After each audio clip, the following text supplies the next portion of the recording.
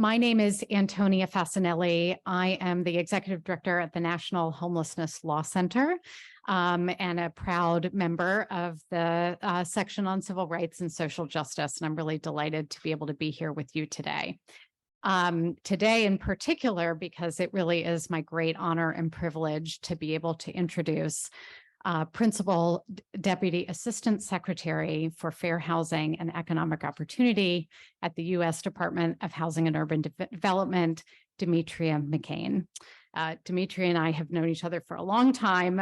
We both come out of the legal services world, and so it really is such a pleasure to be able to introduce you and to honor the work that you've done over the course of your career, as well as the work that you're doing right now.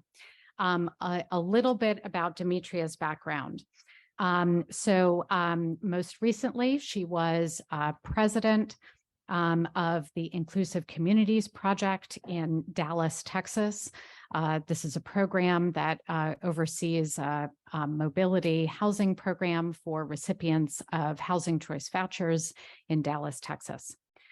Prior to that, she was with the National Housing Law Project and working on the USDA, the U.S. Department of Agriculture's affordable housing program called the Section 515 program. And prior to that, she was also at the Neighborhood Legal Services program with Brian Gilmore. And I can tell you, if you couldn't sense this from her bio, Demetria is a tried and true fair housing advocate, and we're so delighted to be able to have her here today to talk about the administration's new Affirmatively Furthering Fair Housing rule and many of the other initiatives that she is undertaking at HUD. So without further ado, welcome, Demetria. Thank you so much for being here.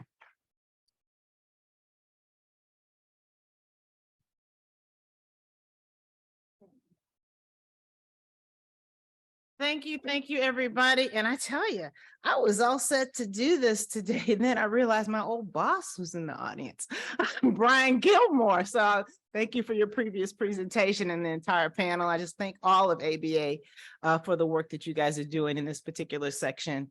Let me start with a story real quickly. There was a woman, African-American woman, who set out to buy a house.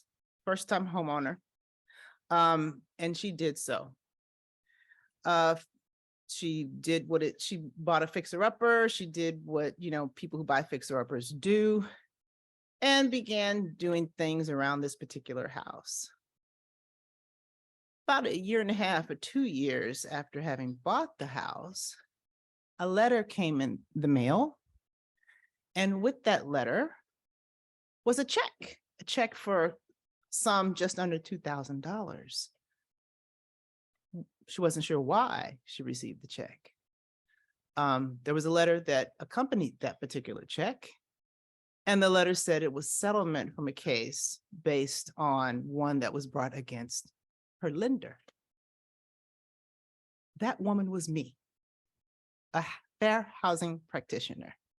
So I'm here today to say what I believe this audience already knows, is that discrimination is overt and discrimination in housing is covert.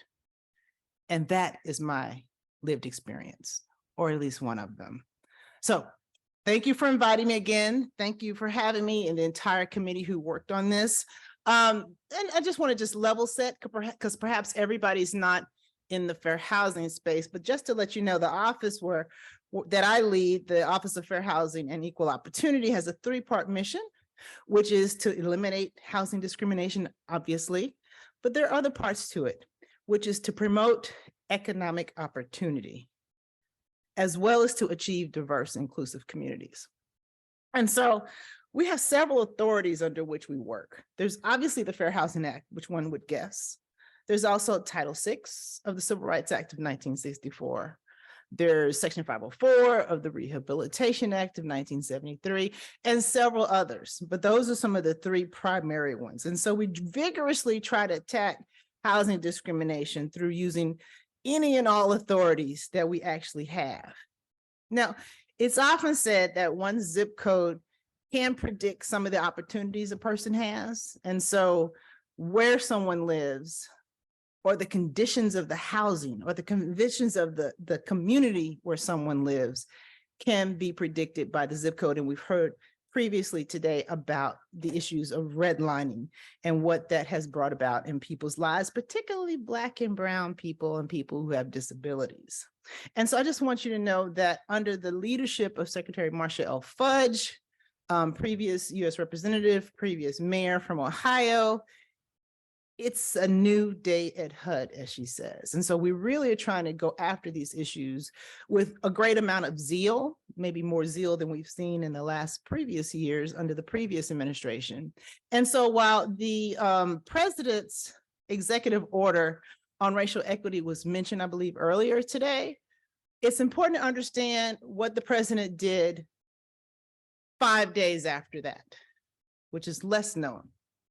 5 days after that, the president sent a memo to the Secretary of HUD entitled Memorandum for Redressing Our Nation's and the Federal Government's History of Discriminatory Practices and Policies. And so it's a clear recognition about the government's, state and local too, about the government's hand in the situation that we have today. So I want to, as Antonia mentioned, I'll talk a little bit about what we're doing as it relates to Affirmatively Furthering Fair Housing, which is a mouthful. So if you hear me stumble, don't laugh, just smile. But I just want to cabin this by saying that we got a whole office of general counsel. And if you know anything about the APA, there's just so much I can say. So, but I'm gonna lead you to a resource so you can learn more. So for those who are a little less familiar about the Fair Housing Act, it's one of the most forgotten pieces of parts of the family of 1960s civil rights provisions, okay? 1968. And while Dr. Martin Luther King was most known for his work that he did in the realm of voting rights or public accommodations, he was very integral in getting the Fair Housing Act passed. He met with the president numerous times, tried to get it passed. Senators Brooke and Mondale tried to get it passed. And it was 7 days after his assassination that it was adopted, right? So political will, that's a funny word, right? But we all know what was going on during that period of time after his assassination. There were uprisings all over the country. And so finally, we had a president who used his leverage at that point to get this really kind of across the ledge and so that it could actually be adopted. And so within that 1968 piece of legislation was a part that said that there must be affirmatively furthering of fair housing by governmental agencies like HUD, particularly HUD, which means that those who receive HUD funding must affirmatively further fair housing. And so, like I said, I know everybody here is not in the fair housing space. So I just want to level set a little bit for folks. And so the affirmatively furthering fair housing mandate, as I said, was part of the 1968 statute, and it's something that folks must do. What does that mean? That means it's not enough to say that, oh, we as an entity or we as an agency, we won't discriminate. It's not that. Focus on the word affirmative, right? Going out of your way to make fair housing real. And so that's an important part of this. So on February 9th of this year, we actually had published in the Federal Register a notice of proposed rulemaking entitled Affirmatively Furthering Fair Housing. Now, the proposed rule, once it's finalized, it's intended to implement the Fair Housing Act's statutory mandate to affirmatively further fair housing, which requires agencies and its program participants to proactively take meaningful actions to overcome patterns of segregation, to promote fair housing choice, eliminate disparities and opportunities, and foster inclusive communities free from discrimination. Now, who are the program participants? The program participants are public housing agencies, which there are thousands around the country. There are states, right? States are program participants, and counties are program participants. Certain cities and towns, based on the population, whether they get HUD funding, are program participants as well. So this is a real tool that in the past has been used at the local level by folks. And so this proposed rule that we issued builds upon the planning framework that was established in the 2015 rule, because really for a good period of time, even though I said statutorily this was adopted in 68, there really had been no teeth to it. It was really honored in the breach. And so during the Obama administration, we saw a rule that really implemented it in 2015. So when I refer to 2015, that's what I mean. And so we build upon that 2015 framework, but with some notable refinements. And so we've actually posted a recording of a briefing about the details of the rule.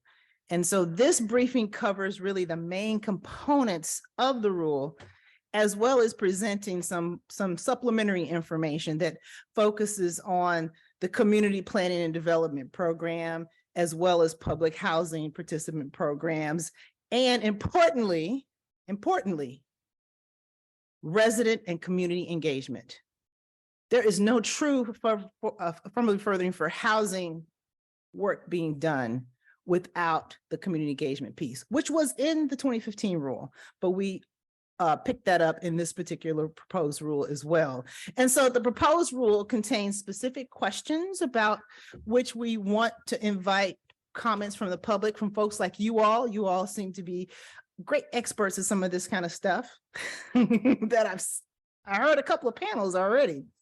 And so we got some questions related to the content of what we're calling now the equity plan, which these program participants need to create. Questions about data. There was a conversation earlier about data, I believe, here. Community engagement, support for different types of analyses, technical assistance, and the focus on fair housing goals. So we're really welcoming comments from a wide variety of stakeholder, individuals, grassroots folks, academics, researchers, public housing agencies, cities, towns. We really want to hear from a wide group of folks, but I just want you to know that tomorrow's April 1st and the comments period closes on the 10th. So there's some work to be done, but you can do it on the airplane on the way home from here. So to learn a bit more, like I said, I can go into just so much while this is pending. I invite you to go to HUD.gov/AFFH. So all caps AFFH caps. See, I got that out without stuttering too much. So guess what? Guess what today is? Today is the day that we published in the Federal Register our discriminatory effects rule, the final one. So you're hearing it first. Not enough can be said about our incredible Office of General Counsel to get that done. Thank you.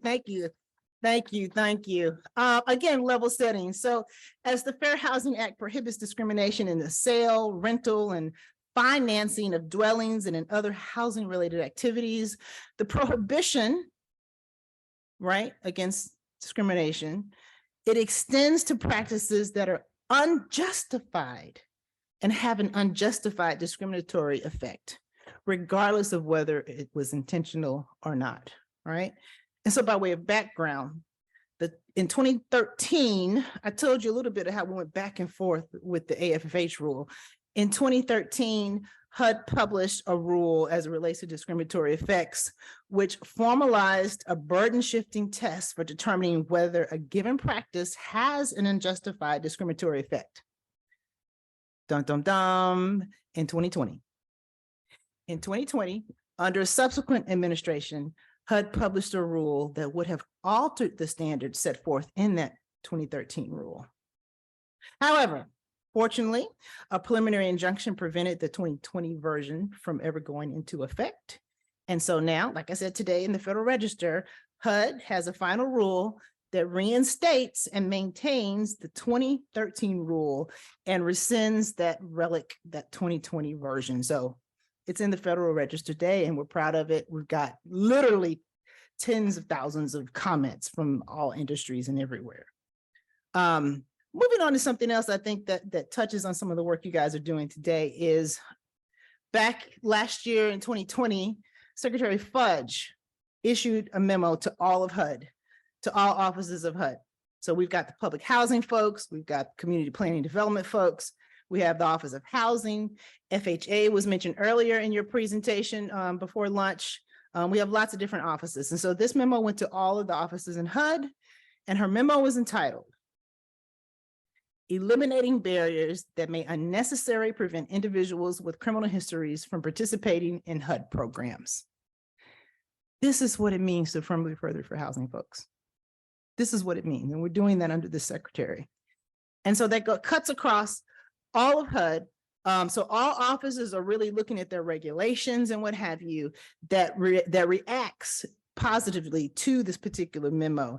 And to aid my staff, as well as our FIP private enforcement grantees, and as well as our state and local agencies who help us investigate cases, my office released a memo subsequent to that entitled Implementation. And this goes back to a 2016 Office of General Counsel guidance. So I issued last year, Implementation of the Office of General Counsel's Guidance on Application of Fair Housing Act Standards to the Use of Criminal Records by Providers of Housing and Real Estate Transactions. And so this guidance states that using criminal history to screen, deny lease renewal, evict, or otherwise exclude individuals from housing may be illegal under the Fair Housing Act under 3 different theories of liability: discriminatory intent, also known as disparate treatment, we kind of call that, discriminatory effects, and the refusal to make accommodations. And there's so many people who are returning home, folks, so many people who are returning home. And if we're ever going to help realize that piece of our mission, which is economic opportunity, people need housing. You need housing. So speaking of housing, let's talk about home ownership for a second. Home ownership is the primary way American families build wealth and pass it on to the next generation. But in the United States, it's known that worldwide, in the land of so-called great opportunity, opportunities for home ownership have been deeply unequal in this country. Because of systemic discrimination in this nation's housing and credit markets, including the federal government itself, as my old boss Brian mentioned, home ownership rates are much lower for African Americans and other people of color than for their white counterparts. Now, this was true in the 1960s before the 68 Fair Housing Act was passed. And it's even truer today, that the Black-white homeownership gap is wider today than it was then. Now, bridging the racial and ethnic homeownership gap requires more than combating the current and future discrimination. We're going to have to work to deal with the past discrimination while we're targeting the communities and the populations who were really harmed the most by the past discrimination. We've got to do that. Now, if we do not proactively do this, we can expect that the longstanding inequities will persist. It's simple. As some of you know, there was this thing back a few decades ago called the Equal Credit Opportunity Act, referred to as ECOA, right? And so ECOA is one mechanism that financial institutions can use to open the door to home ownership for underserved populations who have been historically denied the opportunity. So there's this thing called a special purpose credit program. I don't know why these government names are so hard to say. Special purpose credit program. It's a special type of lending program that allows lenders and other groups to direct financial assistance to groups who have been historically locked out of home ownership. Now, these programs actually can create a pathway so that we can reduce that wealth and home ownership gap. And so when ECOA was being amended in 1976, Congress recognized that special purpose credit programs may be established to help remedy the longstanding discrimination in credit markets, and that such remedial programs do not themselves constitute unlawful discrimination. Congress said it. But very few of these programs exist, very few. So when asked why they haven't previously established these programs, some of the lenders told HUD and they told other federal agencies that they're willing to establish such programs to improve the problem, but they were a little bit worried that perhaps those programs would run afoul of the Fair Housing Act and anti-discrimination laws. Well, guess what?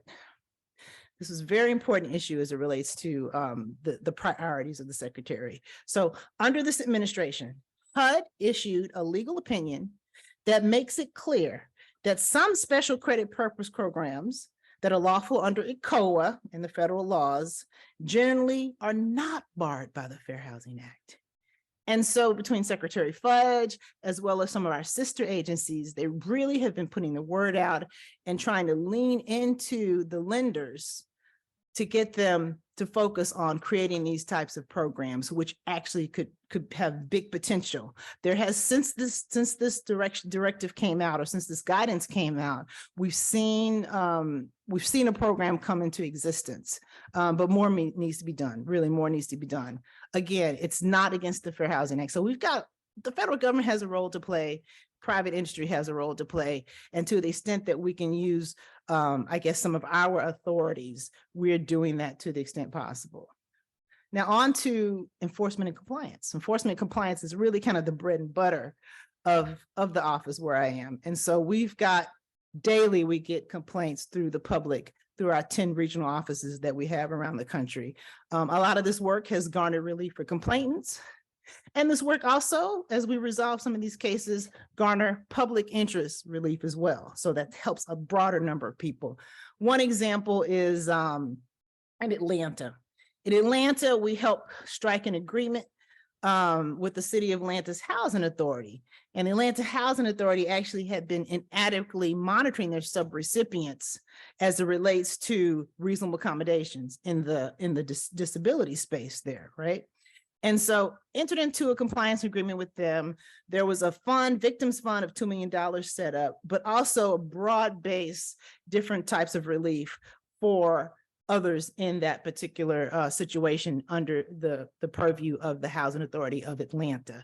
And so while you don't hear this as being a race case per se, as a disability case, please take a moment to think about who are the tenants of the Atlanta Housing Authority and what race might predominate, right? So that's more on, like I said, we take complaints. If you know folks who are having issues with fair housing, please, please, please invite them to our website to get a complaint file from individuals and from organizations. And as we talk about things that we do across the country, we just last month awarded $54 million in new funding to nonprofits and other organizations as they work in their space to counsel people on fair housing. Now, some of these grant funds go to legal aid organizations and some go to standalone nonprofits. And here and there, we might get a state agency to get these kind of funds. But this funding grant program that we have is really important because we can't be everywhere. And so to the extent a community has what we call a FIP, it's a Fair Housing Initiatives Program. To the extent they have a FIP, those folks are on the ground and able to talk to people. So funding is important in this kind of work that we do. And I'll talk about PAVE in just a second, but I just want to say also that these FIP programs often get support from attorneys like you all. So from pro bono assistants and attorneys to help bring these cases, help file these types of cases. So I just want to lift that up. And if anybody has ever helped out on a fair housing complaint, many thanks to you, many thanks. Property appraisal and evaluation equity task force. That's a big deal around HUD right now. PAVE for short, right? So back in June of 2021, which was the 100th anniversary of the Tulsa Race Massacre, President Biden announced that he was launching an interagency initiative to combat bias in home appraisals. Raise your hand if you've heard anything about home appraisal bias. The better word, to be honest, is home appraisal discrimination. And so for those who aren't aware, let me just backtrack for a second. So if you're a family, if you're a Black or brown family, really, you want to get your home appraised, either to get a loan against the equity of the home, or if you're buying it for the first time, you've got to have somebody come in and determine what the value is. Well, Black families and families of color had been finding out that their value was much lower when the appraiser realized that they were Black or brown. So they partnered with some white friends of theirs They got rid of their hair care products. They got rid of the pictures on the wall that indicated what race they might be, brought in their white friends, and the appraisals were much higher. I don't mean a little bit. I'm not talking about $2,000, $3,000, $4,000. I'm talking about upwards of hundreds of thousands of dollars difference. So this issue is real. And you guys are talking about economic justice, housing justice, sama, some might say. And so this PAVE initiative, which is co-chaired by HUD Secretary as well as Domestic Policy Advisor Ambassador Rice, was directed to do a couple of things. A, evaluate the causes, extent, and consequences of appraisal bias. And B, establish a transformative set of recommendations to root out the racial and ethnic bias in home valuations. And so one of the main reasons that this task force focused on was home appraisals was because of just that, because the home appraisal problem, the wealth gap, I think you can kind of see the correlation there, right? And so simply stated, fair and accurate appraisals directly impact home ownership rates. And so the task force issued, we're just after the 1-year anniversary right now, they issued an action plan. And so the action plan is going forth. Like I said, this is about 13 different agencies across federal government that are involved in this. The action plan is going forth. And I invite you to take a look at a documentary online called Our America Lowballed. It's a great documentary about this appraisal bias issue. It was, it features our own secretary. It also features Andre Perry. I don't know if you guys are familiar with him. He does a lot of great work in this space. So I definitely suggest that you take a look at that. I talked a little bit earlier about how we take complaints in from around the country, and then I talked about some of the more policy stuff we're doing on PAVE. But please understand that those folks who are experiencing appraisal bias have an opportunity to call our office, and our investigators will investigate those appraisal bias types of cases. Intersectionality. I never stop talking about intersectionality in our office. So as we think about economic justice, race, and housing discrimination, we got to think about intersectionality, which I think 2 panels ago, someone kind of inferred that that's important as well, because bad actors just don't stop at one protected class. Oh, I'm going to discriminate against you based on this protected class. It's broad. And so in 2021, we announced the first ever charges from HUD in enforcing the Fair Housing Act to bar discrimination on the basis of sexual orientation and gender identity, which was consistent with the President's Executive Order 13988, as well as the Supreme Court's Bostock ruling. And so just last year, HUD charged an owner and a manager in a rooming house with discriminating against a former tenant because of his sexual orientation and disability. We also charged an owner and a manager of a recreational vehicle park with discriminating against a former tenant because of her gender identity. And so we really do, and today actually I think is the National Day of I get some shaking heads back there, Transgender Day. And so we really are committed, both Secretary Fudge as well as the Biden-Harris administration, to making sure that these communities get housing and making sure that they stay safe. And like I said, intersectionality is key. And so I talked a lot about what our office is doing, Office of Fair Housing and Equal Opportunity, but understand that these issues of economic justice span beyond just FHEO, right? We've got other offices. So recently, HUD and the state of Louisiana reached an agreement to free 3,300 Louisianans from the road home repayment obligations. That was a program that was created after Katrina. And so with the state's compliance with HUD's corrective action, because HUD has to issue a corrective action that was needed, the state will release unpaid judgments and payment plans against homeowners just next month. So it's coming up. So let me give you an example of what I'm talking about. In Louisiana, there's a family called the Saunders family, and they're longtime residents of New Orleans, and they've lived in their house for over 30 years, okay? For more than a decade. Since the aftermath of Katrina, the Saunders family had to deal with the issue of the $30,000 debt they had from this road home program, right? So like some homeowners, the cost to elevate their home, which was kind of why this program was created, to elevate their home, to deal with flooding issues, the cost to do that far exceeded the $30,000 that they borrowed, okay, by way of the state's program. And so they used the money to do other repairs that are related to Katrina and other expenses. And so following that action, the state came knocking, saying that they wanted their $30,000 back. And that was simply money that the Saunders just didn't have. And so with this agreement between HUD and the state, the full balance of $30,000 that was owed from the Saunders to the state has been wiped away and cleared. And that is the case for over 3,000 families. And like I said, this action just took place last month. And so when we talk about economic justice, right? Imagine $30,000 debt that you can't pay back.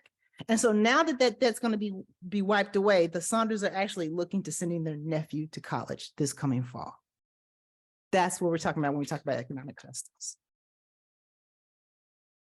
There's also lots of things that we're doing in the climate space, environmental justice work that we're doing, making sure we carry out the administration's directives on Justice 40.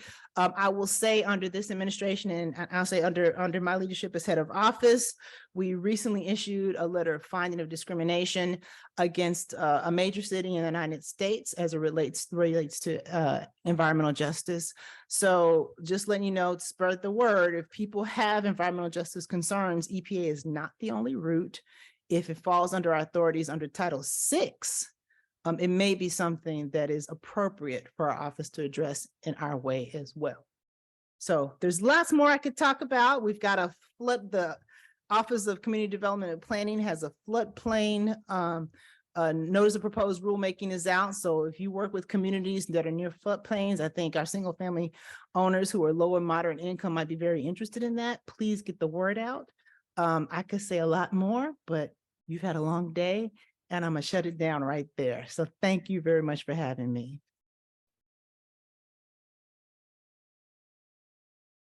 Yes. I'll try. Are there any questions for the secretary? Yes.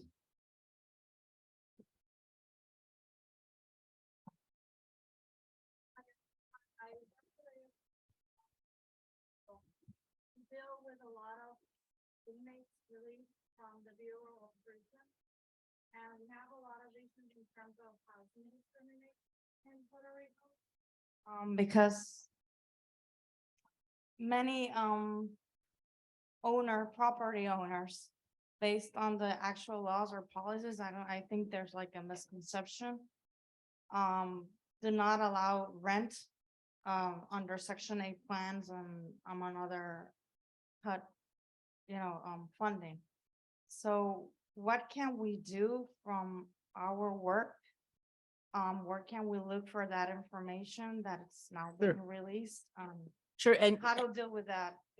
Okay. And what program are you with, Mask? I work for the U.S. courts. We're the U.S. probation office all around the country, but I work for the District of Puerto Rico, and we basically have different areas that include pre-sentence and supervision. Sure. And we have a reentry program. We're also trying to launch a home ownership program within our district based on the model of another district in Missouri. So we covered those areas among others, right? And that's an issue that we do have a lot. And the problem is that since policies come and go, people in the leadership in HUD and Puerto Rico change, and there's a lot of misinformation also. Yeah. So absolutely. So I think I'm going to drill down a little bit. First of all, thank you for the question. It also gives me an opportunity to tell everybody that actually in the office of the secretary, she's created a position called Senior Advisor on Puerto Rico itself. And so please understand, her name is Rosanna. Happy to put you in touch with her for future reference. Please understand the issues as it relates to Puerto Rico or are very important to her. I'm going to drill down. I believe you're talking about issues as it relates to source of income discrimination. That's the term used when people who have Section 8 vouchers have a problem getting private landlords to accept them. Sure, gotcha.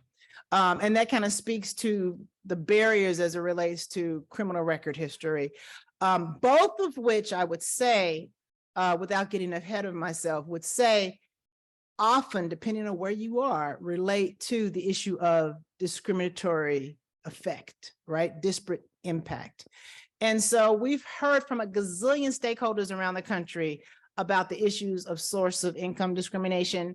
We are looking at that and talking about that literally on a weekly basis at HUD. So please, please, please follow our website, HUD.gov Fair Housing. We issue all of our guidance there. We issue our press releases there.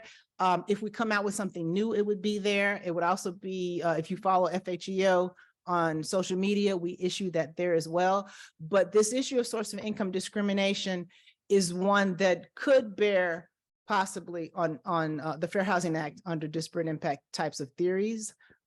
So like I said, stay tuned to our website if we're in a position to put something out publicly on that issue. But we can talk later, and I can put you in touch with our Puerto Rico senior advisor. There are lots of issues in Puerto Rico as it relates to discrimination, as I understand it from a stakeholder who's met with us a couple of times. IUTA Legal, I don't know if you're familiar with them. And so we've probably have a visit to Puerto Rico coming up soon. Yes, sir. Can I take him? I'm sorry. We have two more questions. I'll stand down. My name is Ms. White. I'd like to thank you so much for all the work that you're doing. I'm originally from New Orleans, Louisiana. So how is that information going to be marketed to the public? Because I'm blessed to be here, but I'm quite sure that it won't trickle down as well to yeah, certainly. Good question. It actually, the secretary was there, I want to say 3 weeks ago, where they had the big rollout. It's not something that emanates from my office, but I can find out. Our Office of Public Affairs, I saw several articles on it. And so I could probably direct you to that. So the rollout took place, like I said, about 3 weeks ago. There was even a news story on television about it, but happy to share more about. I'll stick around for a couple of minutes. And the follow-up question is, how do you see HUD addressing aging in place for seniors and things like that, especially in areas where there are floodplains, environmental issues, Sure. climate change? Certainly, absolutely. Issues of preservation, I think, are important. Issues of floodplains and the things that are done. The neighborhoods that have been redlined are quite often the neighborhoods are next to the factories or in, right in view of the factories and those kind of things. So we've got to have a HUD-wide conversation about that, which we're doing. Aging obviously is not a protected class under the Fair Housing Act. Disability is, and most of us as we age, as my older daughter who's majoring in social work told me, Mom, you are growing into your disability. But seriously, that is an issue that has come up several times by the secretary herself, because her mother is in her 90s.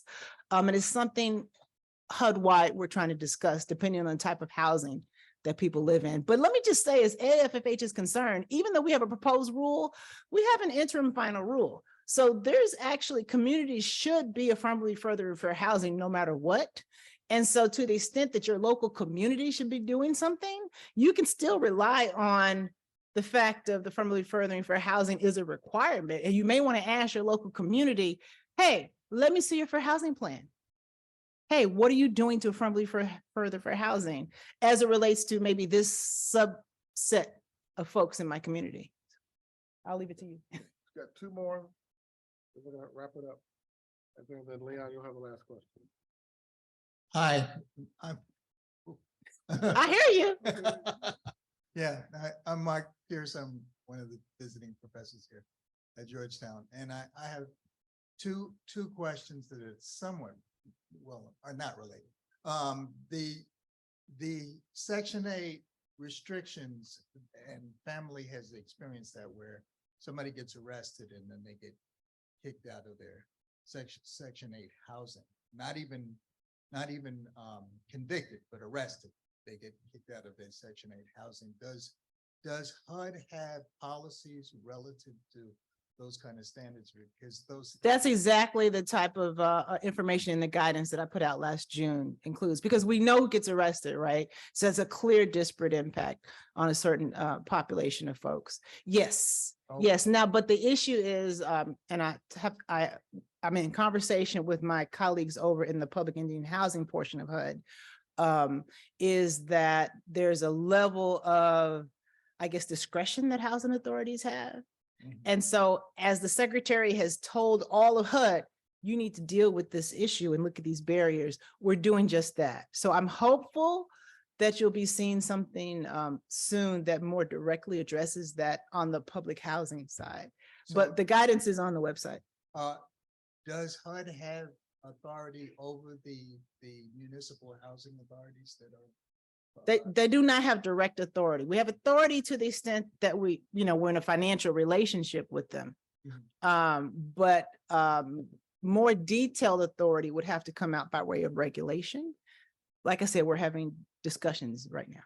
Okay, and the second question relates to gentrification. And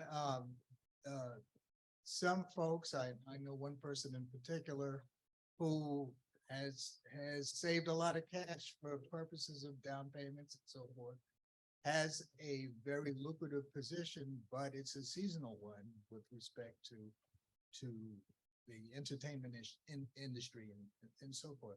Bottom line is, are there options for individuals who seem like they're dealing with lenders that are moving the goalposts constantly when they're trying to determine what the standard is for them to be able to apply and be considered for a mortgage? Are there resources that they can go to? Yes, so we fund housing counseling agencies all across the country. And I would direct that person to one of our housing counseling agencies. If you're in Washington, DC, did you say Washington, DC? Well, okay, well, major city. Yeah, major city. They're HUD funded housing counseling agencies for the most part in all major cities. So I would definitely direct them to that. To the extent, if they believe they're being discriminated against though, I would direct them to the Fair Housing Office complaint website. Yes, last question I think was over here. I'm Leon Peace. I'm a member of the Commission on Homelessness with the ABA. And my question is dealing with given Secretary, I'm a big fan of hers, her unique qualifications and background in terms of the locality of dealing with problems. Are there any specific homeless focused proposals or thoughts that we can be helpful with going forward? We our commission here at ADA. We definitely are lifting up, she lifts up on a regular basis, the extent to which there's clear disparities as to who is a person who is homeless, as it relates to race and national origin. There's lots of funding that we, by way of HUD and the president, are pushing as far as the fiscal 24 budget is concerned, to kind of like move this, further. We've provided lots of money recently to a couple of COCs. COCs are kind of like the umbrella for local, you know this, but I'm saying this for other folks. COCs are kind of like communities of care, are the umbrella for organizations that work on homelessness issues, right? And so there's been a lot of funding going towards that. So I think lifting up the need for this type of funding is important, but to the extent that you have local issues, again, I would say if they relate to fair housing discrimination or disparities, it's important to point that out, I think, on a local level, because folks who, like I said, if you're in one of these cities that's HUD funded, they should be affirmatively furthering fair housing and paying attention to that population. So, but we do have a senior advisor on homelessness issues. Happy to put you in touch with that person. All right. Thank you, Mr. so Thomas. much. Please give All right. Secretary a hand. Thank you so much. You want to get a picture? Sure, Yeah, sure. it's too far. Over here. Yes. Before we conclude to our last panel for the day, I just want to acknowledge a pillar of the Georgetown community, Dean Everett Bellamy, who's here. Thank you for being with us today. Longtime Dean of Students here, good friend of mine. Thank you for being here today. Appreciate you. All right,